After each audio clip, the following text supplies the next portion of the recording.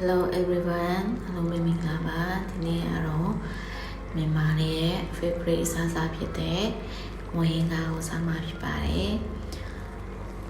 ဒီစားအရင်တော့ဆိုမွေးဟင်းကားမကြိုက်တဲ့ထဲမှာပါတယ်ပေါ့နော်ဒါပေမဲ့ဒီမွေးဟင်းကားကို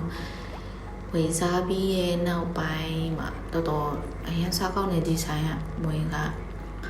ဟုတ်ဒီစားတော့မှာဖြစ်ပါတယ်ပေတီလေးနဲ့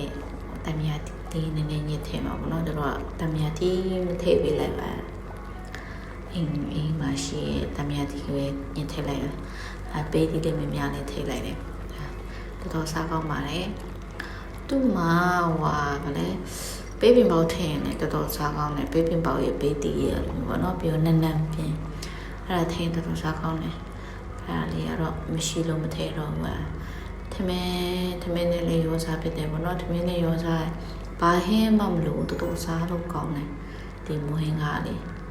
ဒီစားတော့အိမ်နာမှာရောင်းတာမြန်ကုန်းပေါ့နော်မြန်ကုန်းမှာရောင်းတာဒီမွေးဟင်းကားဆိုင်တော်တော်ရောင်းကောင်းတယ်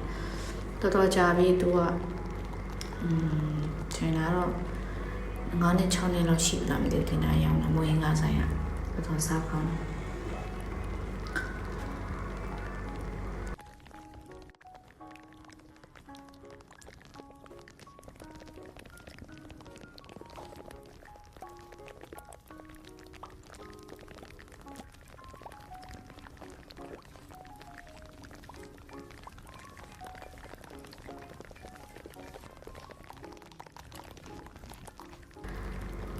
စားကောင်းနဲ့စားတာ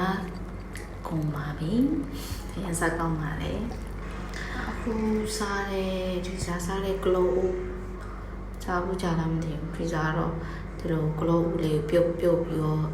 စီနဲ့စားနေအဲ့လိုတူစားတော်တော်ကြိုက်တာပေါ့နော်။အဲ့သူ့ရတာလေးကစိမ့်လေးနဲ့တော်တော်စားကောင်းတယ်။စားကောင်းတဲ့ထဲမှာပါတယ်သူ။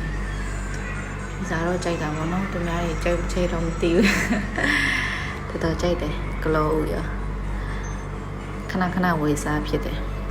โอเคပါစားကောင်းနဲ့စားနေကုန်တော့မယ်ဘိုင်ဘိုင်